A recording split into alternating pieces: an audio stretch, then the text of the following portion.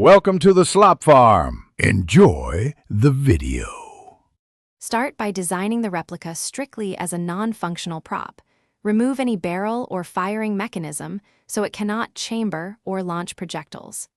Sketch a 12-inch overall length and a 2-inch thick grip to achieve realistic proportion and balance for cosplay.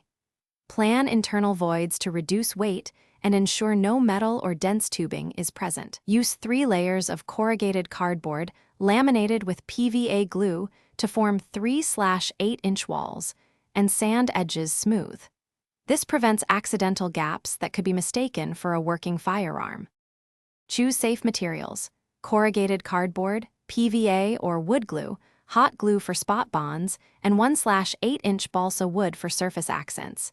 Explicitly avoid metal tubing, springs, or any parts that could create a projectile.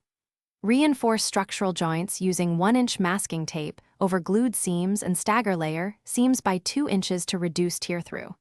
After shaping, seal the surface with 2 coats of acrylic primer and use non-metallic paints. Avoid metallic finishes that could be mistaken for real steel by others or law enforcement. Treat the prop with strict safety and legal awareness. Always transport it in a covered case and never brandish it in public or near crowds.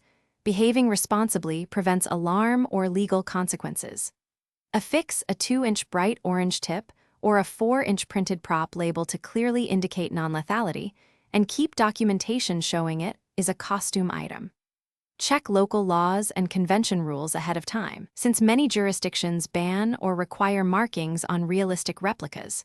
When in doubt, consult event staff or local authorities before display. Thanks for watching. Consider subscribing if we helped you today.